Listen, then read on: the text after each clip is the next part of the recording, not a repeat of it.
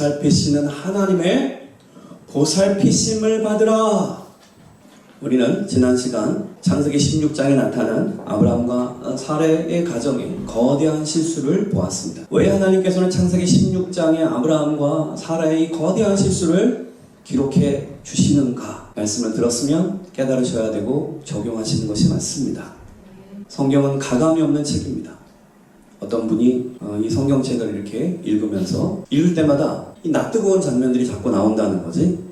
낯뜨거운 장면이란 믿음의 사람이라면 이렇게 하지 않을 것 같은데 상식적으로 봐도 이러한 잘못은 상식 이하인데 뭐 이러한 장면들이 있잖아요. 뭐 누구나 다 알겠지만 모세도 실수를 하고 다윗도 실수를 하고 그래서 본인이 한번 그냥 그 실수가 난 장면들 하나하나를 이렇게 찢어봤대. 정말 찢었는지 아니면 이 장은 찢어야 되라고 생각했는지. 그리고 성경을 보니까 성경이 남아나 안 남아나? 안 남았나요? 성경은 실수투성이 인생들에 대한 기록이에요. 성경 거룩할 성자에다가 경전경자잖아요. 거룩한 책이에요. 그런데 상류소설이 하나 나올 것 같은 TV에도 보면은 뭐 실화극장인가 뭐 그런 거 있잖아.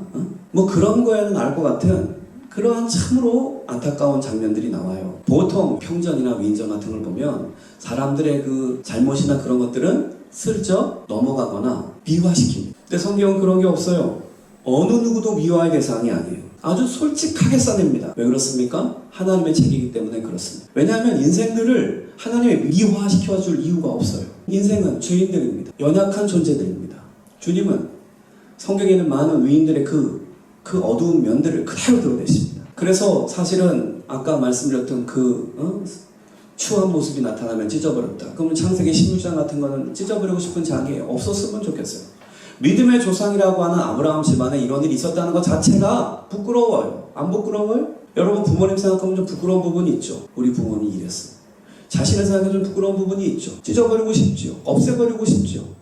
근데 주님은 그거 남겨놔요. 오늘 간증한 안신정 자매도 오늘 간증한 본인의 찢어진 마음 정말 간직하시게 되기를 바랍니다. 그걸 잃어버리는 순간 나는 간증하는 사람들이 오히려 이렇게 반성문 쓰고 간증하는 사람들이 쉽게 마음을 변하는 걸 봐요. 우리 교회는 굉장히 결단을 중요시 여깁니다. 마귀는 그것을 사용한다고 해서 알고 있습니다. 마귀는 정말 사용하더라고요. 부담감을 조금이라도 주면 성도들은 뭔가를 결정을 못합니다. 하나님이 나한테 큰 걸 가져갈 거라고 생각해요. 교회가 나를 힘들어할 거라고 생각해요. 물론 좀 힘듭니다. 그러나 분명히 말합니다. 그 힘듦은 곧 성장과 행복과 자신감으로 나타날 것입니다. 그런데 그 힘듦을 하지 않으면, 성장을 하지 않으면, 훈련을 하지 않으면 매번 어린아이고 매번 실수를 하며 매번 위기 가운데 처할 것입니다. 복이 되시게 되기를 바랍니다. 아멘. 우리는 복받는 자로 부름받는 사람이 아니라 복이 되도록 부름을 받았습니다. 아멘. 어린아이로 부름받은 사람이 없습니다. 어린아이로 예수의 신부가 되겠습니까? 예수님은 어린아이를 신부로 맞아 드실 거라고 말씀하지 않았습니다. 신부로 준비되라고 말씀하셨습니다.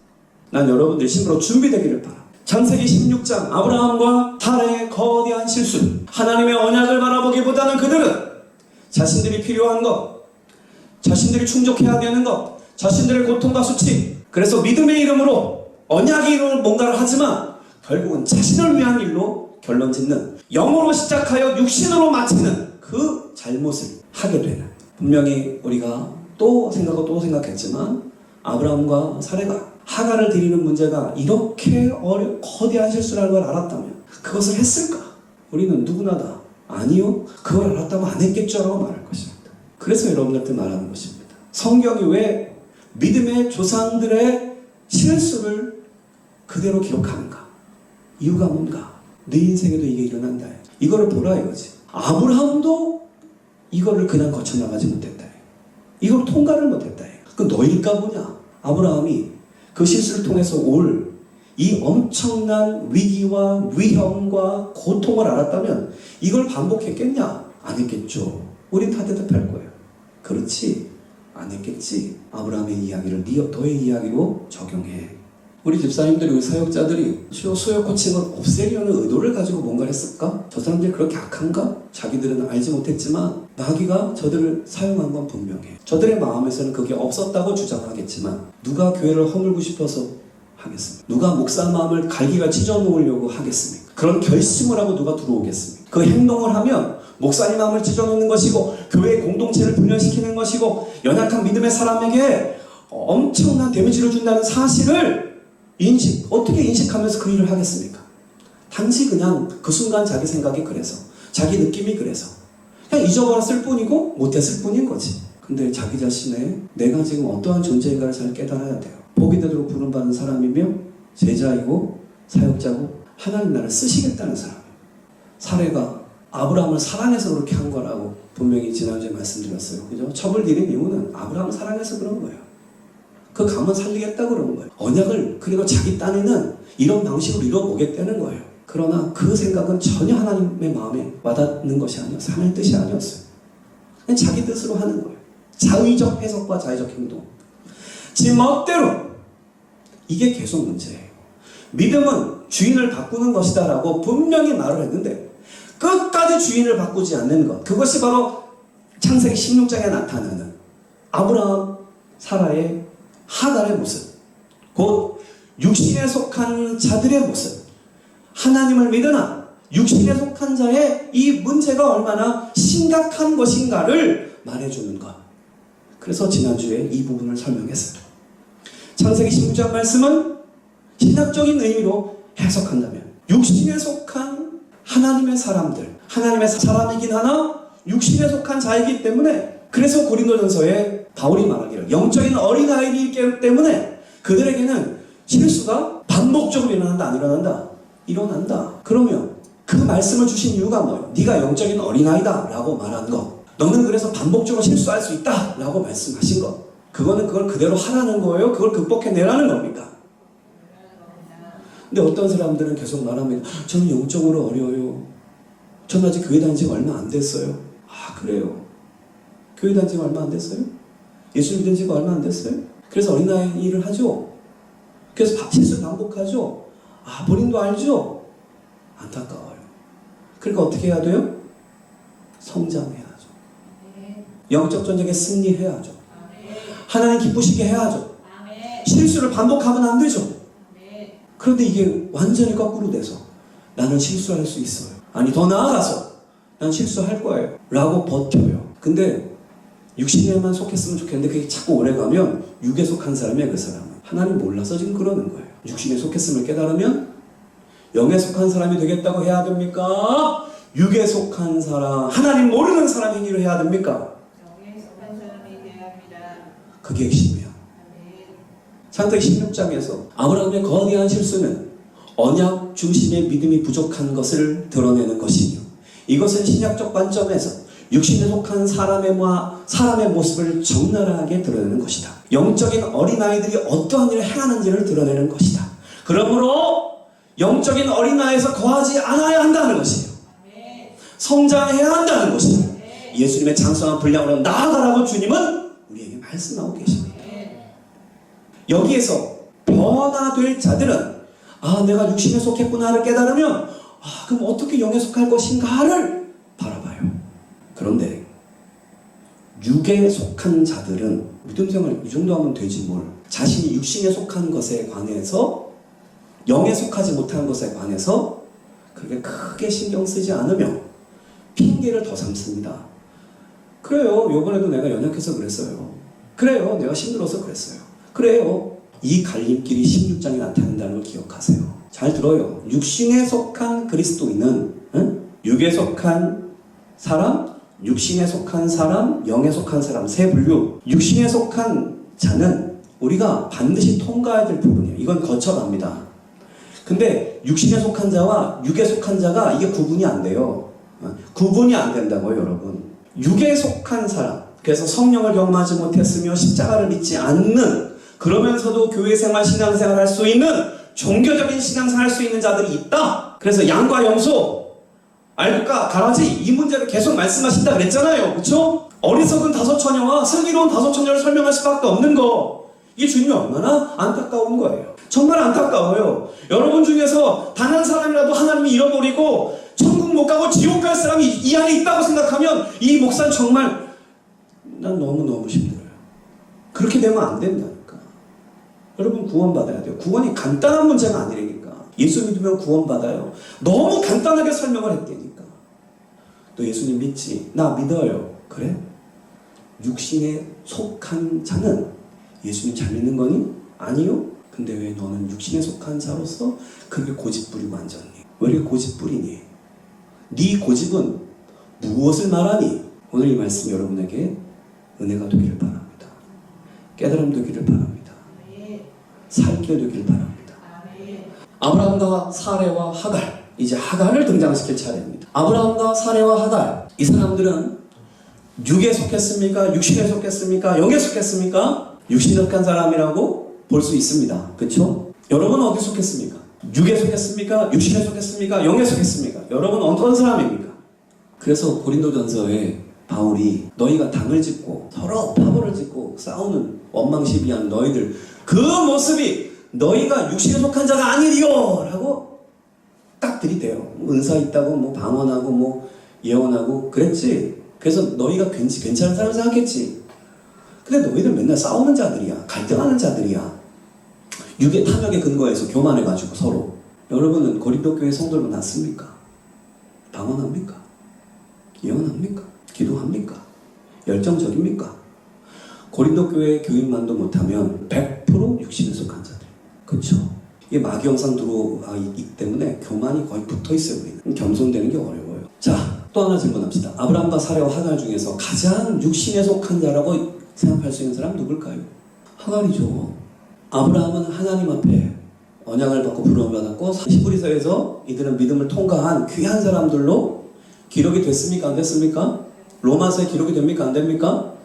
지금 16장의 모습을 반전시켜서 이제 정말 믿음의 사람의 본이 되는 모습으로 이들은 하나님이 인정해 줍니다. 근데 하갈은 그렇지 않아요. 오히려 갈라디아서에 보면 하갈은 또한 상징으로 나오냐면 옛사람의 상징 하갈입니다. 육에 속한 사람의 대표적 인물 하갈입니다. 하갈은 어디 사람이라 그랬어요? 성경에 주목하잖아요. 어디 사람이다? 애굽. 그리고 그의 신분은 뭐다? 종. 이것에 주목한다 그랬어요. 성경이. 곧 육신에 속한 사람은 애굽. 세상에 속한 자이며 종. 죄의 종인 것입니다. 근데 이 하갈이 어디로 들어왔습니까? 아브라함 집으로 들어왔어. 이건 이제 언약 안으로 들어온 거라고. 그쵸? 언약 안으로 들어왔는데 얘 믿음이 지금 온전해 안 해? 안 하죠. 육신에 속한 사람의 대표라고요.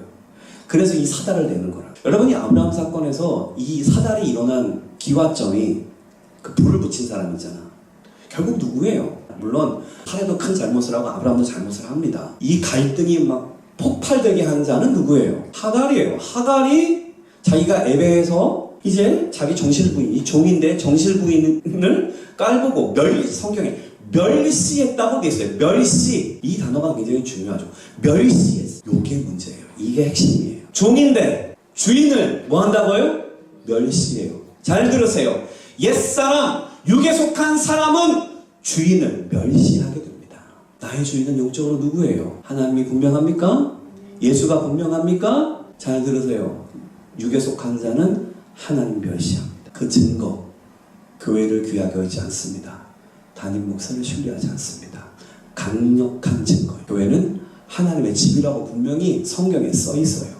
목사는 하나님이 세우신 사람이라고 누구도 다 인정하는 거예요. 그게 인정이 안 되고 순종이 안 되고 받아들여지면 안 된다. 왜 그럴까요? 옛사람, 육신에 속한 사람이 그 사람이기 때문에 여러분의 정체를 여러분이 깨달으셔야 돼요. 하갈은 여주인을 멸시합니다. 이것 때문에 이제 이 난리가 일어난 거야. 그냥 하갈이 그냥 인간적으로 그냥 이렇게 잘하고 있었으면은 사실은 뭐 이렇게까지 사달이 났을까? 뭐 이런 생각을 해요. 물론 문제는 계속 있었겠지만은 그럼 이 하갈의 문제, 옛사람의 상징이며 육에 속한 사람의 대표 누구? 하갈. 고린도전서 표현으로 하면 영적인 어린아이. 그러니까 실수가 많아. 생각이 짧아.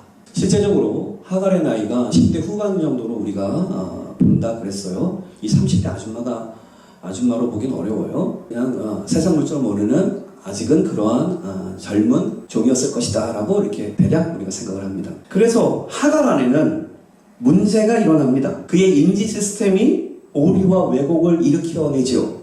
그의 감정 시스템이 오류와 왜곡을 일으키고 그의 동기, 의지적 시스템이 오류와 왜곡을 일으킵니다. 그의 인지 시스템이 오류가 일으키는 거. 죄가 들어오니까 육이 살아있으니까 주인을 멸시하게 되는, 내가 지금 아기를 낳았으니까 내가 지금 이 사례보다 내가 높은 거 아니야? 내가 지금 아브라함이 나를 더 사랑해주고 있는 것 같으니까 내가 아기를 잉태했으니까 이제 내가 이 가정의 정실분이 내가 돼야 되는 거 아니야? 라는 인지적 오류가 일어나요? 안 일어나요? 일어난 거예요. 생각이 망하면 망하는 거야. 생각이 이상한 사람은 망해요. 그래서 마음에 교만이 들어와요. 거만한 마음이 생겼어요.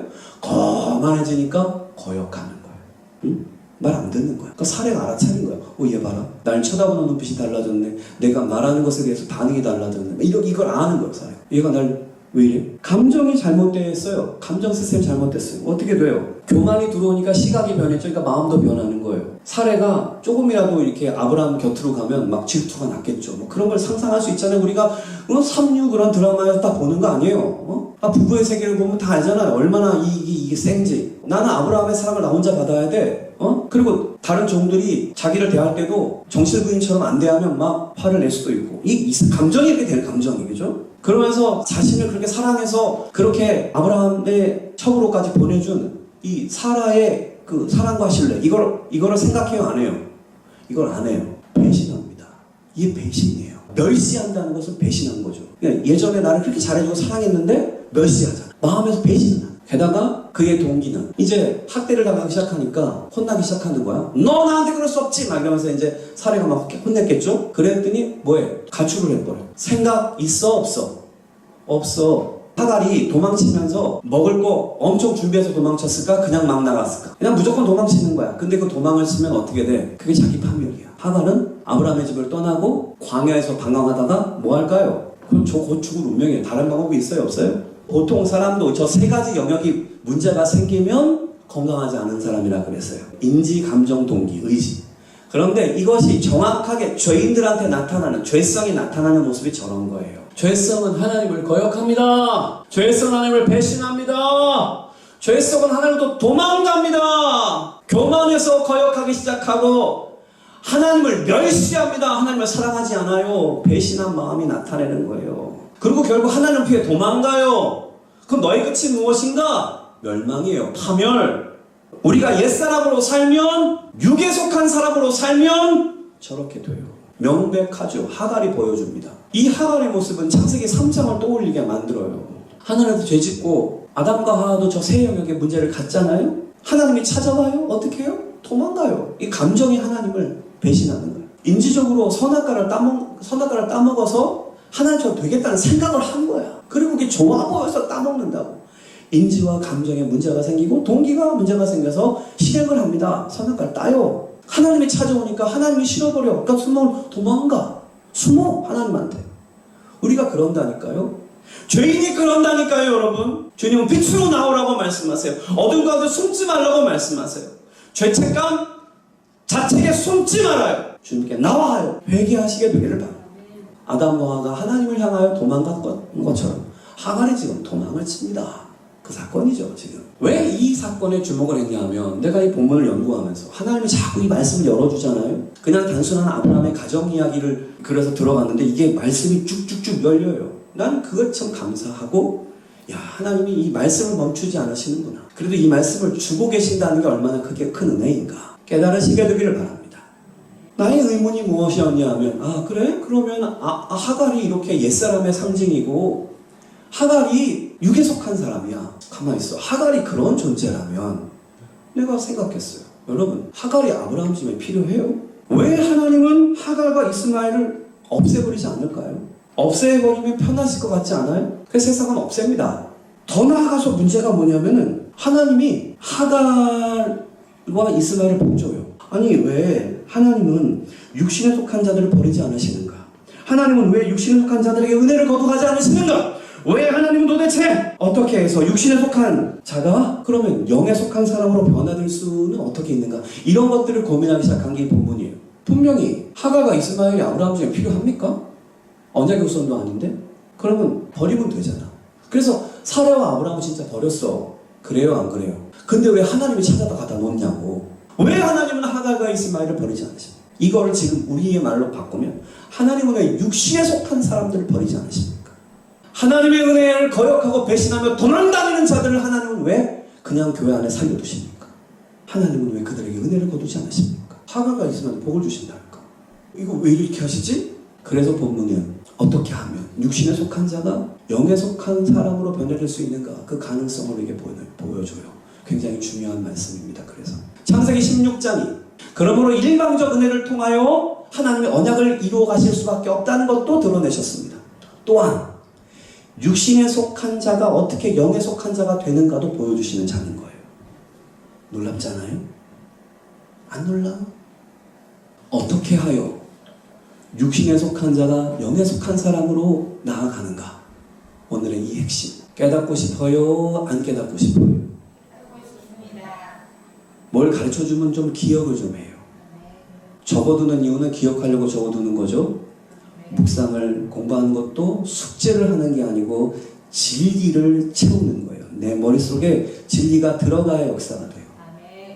우리 모두가 하는 잘못, 여러분 하는 잘못이 아니에요. 하나님이 주시는 보살핌을 율법으로 받아들이면 그게 짐이 돼요. 고통이 돼요. 하갈이 그 문제에 걸려든 거예요. 하나님의 보살핌을 사랑으로 은혜로 깨달으면 거기에 감동하고 감사하게 돼 있어요. 순종하게 돼 있어요. 이 갈림길. 어떻게 하여 육에 속한 자가 영에 속한 사람으로 나아갈 수 있느냐? 오늘 제목이에요. 하나님이 우리를 보살피시는 하나님이라고 하는 놀라운 개념이 이 하갈 개념에서 나옵니다. 엘로이. 예, 엘 하나님, 로이. 보살피시고 도우시는. 그러니까 하나님의 이름이 계시가 됩니다. 엘로이. 하나님의 이름 중에 여호와 이레라는 이름은 미리 준비하시는 하나님. 이게 창세기 22장 아브라함이 인정을 받을 때, 믿음의 인정을 받을 때 이삭 대신에 양을 준비하신 그 하나님 때문에 나타나죠. 여호와 이레라는 이름이. 그러니까 하나님이 자신의 이름을 계시하신 게 중대한 사건에서 말씀하신다고요. 내가 했다. 나는 이런 하나님이다. 이렇게 계시하시는 거예요. 중대한 사건에서. 근데 오늘 이 하갈 사건에서 감찰하시는 하나님, 보살펴주시는 하나님, 엘로이 하나님이 나타납니다. 놀랍죠? 깨달아야 돼, 안 깨달아야 돼? 꼭 깨달아야 돼. 이 하나님이 우리 하나님. 육신에 속한 자가 영에 속한 사람으로 나아가는 굉장히 중요한 사건, 엘로이 하나님을 만나는 거예요. 보살피시는 하나님, 나의 고통을 들으시는 하나님, 그 하나님을 만나야 해요. 그 하나님과 함께 사는 믿음을 가질 때 우리는 육에 속한 사람에서 영에 속한 사람으로 성장하게 됩니다. 보살피시는 하나님을 만나십시오.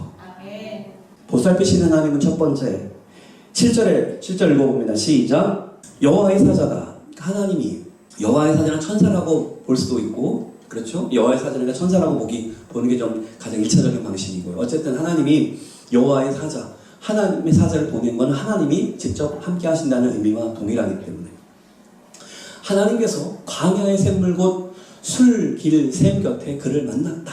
이게 상상을 좀 해봐야 돼요. 하갈이 지금 도망쳐 나왔어요. 학대를 받으니까 화딱지가 나고 막 울분이 나고 답답하고 막 그래서 도망쳐 나왔어. 도망쳐 나와가지고 막 뛴 거야. 잘 생각해 보세요. 얘는 어디서부터 왔다고요? 하갈은 어디서 온 애라고요? 애굽에서. 도망칠 때 여러분 애굽 방향으로 뛰었을까요? 가나안 방향으로 뛰었을까요? 그렇죠. 그래서 술, 길샘, 곁에서 이제 저 언어를 따져보면 이게 애굽 방향, 애굽을 말하는 표현들로 되어 있어서 애굽 방향으로 뛰고 애굽 방향의 어느 길가에 낙타들도 다니고 뭐 이런 길이 있을 거 아니에요? 거기에 이제 우물 같은 게 있었을 거예요. 그죠? 그 곁에 얘가 도달하게 되는, 그럼 막 뛰고 있으니까. 그럼 거기에 여호와의 사자가 먼저 왔을까요? 하갈이 도망가는데 뒤따라오고 있을까요? 얘는 세상이기 때문에, 애굽이기 때문에 애굽으로 튑니다. 우리가 원래 하나님 안 믿던 족속들이기 때문에 사건이 발생하고 문제가 발생하면 옛 세상 기질로 돌아갑니다. 금방 생각, 감정, 의지가 옛사람으로 확 돌아가. 교회 문만 나가면 말씀 잃어버리는 이유가 그것 때문에 그렇죠. 하나님의 시킨 거를 율법으로 받아들여서 짐 삼는 이 놀라운 시스템이 만들어지죠. 이거 어떡할 거냐 이거지. 오늘 말씀 잘 깨달아야 돼요. 하나님이 먼저 기다려요. 마치 예수님께서 신약성경에 누굴 기다렸어요? 우물곁 사마리아 여인을 먼저 기다렸어요. 예수님 늦게 왔어요. 먼저 기다려요. 여러분도 마찬가지. 교회가 생기고 여러분한테 전단지가 주어지고 여러분한테 전도지가 누가 부르고 그래서 오는 거예요. 하나님을 먼저 기다려. 보살피신 하나님. 두 번째는 질문하신 하나님을 만납니다. 8절입니다. 읽어보겠습니다. 하나님은 우리에게 찾아와서 질문합니다. 이 질문은 뭘 원하셔서 하실까요? 깨달음을 주시기 원해서, 살기를 주시기 원해서 주시는 질문이에요.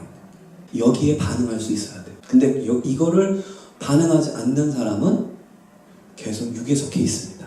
영으로 나올 수 없어요. 내가 어디서 와서 어디로 가느냐. 하나님의 질문은 굉장히 의미가 있어요. 왜냐하면 이게 하나님의 아주 함축된 뜻이 거기에 담겨 있거든요. 아담한테 찾아와가지고 하나님 물으신 게 있어요. 처음으로 첫 질문이 시작돼요. 아담한테 뭐라고? 내가 어디 있느냐라고 하나님 묻잖아요. 그죠? 창세기 읽어보시면 이거 되게 굉장히 중요한 거예요. 그죠? 그리고 가인한테도 찾아오잖아요. 뭐라 그래요? 내 아우가 어디 있느냐 이렇게 또 물어봐요. 그리고 세 번째 하나님의 질문이 세 번째 되는 거예요. 하갈에게 주시는 질문. 성경을 잘 연구하면 중대한 질문이 나타나는데 하갈한테도 하나님 질문하십니다. 사라의 여종 하갈아, 내가 어디서 와서 어디로 가느냐. 그러니까 이거는 간단한 질문이다 아니다. 간단한 질문이 아니라 우리한테 하시는 질문이에요. 이 질문은 이 본질적 질문이라고 하죠. 근본적 질문을 하갈한테 던지는 거예요. 하나님은 인생에 찾아와서 근본적이고 본질적 질문을 던져요. 잘 생각해요. 육신에 속한 사람은 본질적이고 근본적 질문을 던질까요? 아니면 무엇을 먹을까, 무엇을 마실까만 질문할까요? TV를 틀어보세요. 거기는 본질적 질문이 없는 바보 상자. 거기서는 항상 이 물건을 사세요. 여러분이 행복해질 거예요. 이 물건 살 수 있어요? 없어요? 그것만 물어. 이거 살 거야? 안 살 거야? 그것만 묻는다니까. 어? 이거 먹을 거야? 안 먹을 거야? 이거 너무너무 좋은데 이런 거. 이 대학을 가세요.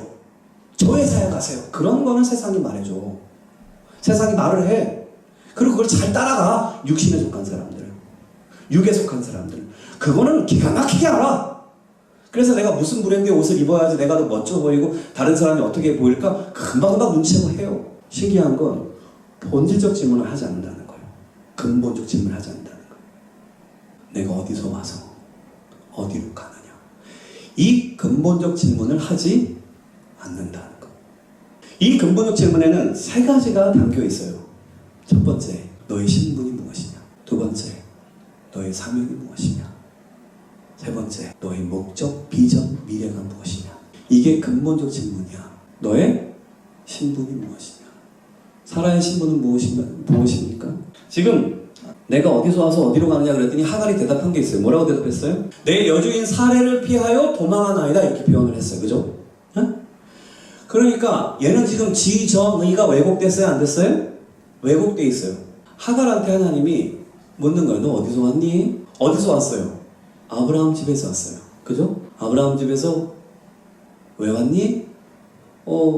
아브라함 집에서 내가 사랑받고 그 다음에 그렇게 하다가 너무너무 사랑을 많이 받아갖고 뭐가 됐어? 두 번째 부인이 됐네. 그치? 그리고 너 어디서 왔니? 그 전에는 어디서 왔니? 애굽에서 왔지. 그러니까 지금 아브라함 집에서 10년 넘게 지금 하갈은 아브라함 집에서 어떻게 했어요? 성장하고 키움을 받은 거예요. 그죠? 너 어디서 왔니? 애굽이라고 하는 세상에서 온 거야. 그럼 이 아이의 과거가 어떻게 된지는 잘 알지 못해요. 하지만은 이 아이의 부모가 어떻게 됐을까? 사실은 이 아이는 이미 애굽에서도 뭐였어요? 종. 자, 그러면 애굽에서 종살이 하는 게 나아요? 아브라함 집에서 종살이 하는 게 나아요? 어디가 더 이 아이한테 이 아이가 사람다워지게 하고 이 아이가 축복다워지게 결국 구원받게 하겠어요? 무슨 말인지 알겠어요? 너가 어디서 왔니? 아브라함 집. 그 집은 어떤 집이야? 하나님의 언약이 있는 집. 그 집은 하나님의 역사하는 집. 그 집은 하나님을 포기하지 않는 집. 그 집을 박차고 나오는 거야. 그 집을 박차고 나왔다고 지금. 너가 어디서 왔니? 너의 신분이 뭐니? 저요? 우리 여주인님이 뭐예요? 사랑받는 여종. 하나님이 그거를 물어요. 너의 집이 어디니? 너는 누구의 다스림을 받니? 근데 너 지금 왜 사막 와서 죽음의 위기 가운데 있니? 너 지금 여기서 방황하다가 누굴 만날 줄 아니? 늑대를 만날 줄 아니? 도적들을 만날 줄 아니? 아니면 굶어서 죽겠니? 너 어디서 와서? 그 다음 뭐라? 어디로 가니? 너의 신분은 분명히 종이야. 아브라함 집의 요 종이야. 지금 신약으로 말하면 하나님의 집에 하나님의 종이야. 깨달으십니까?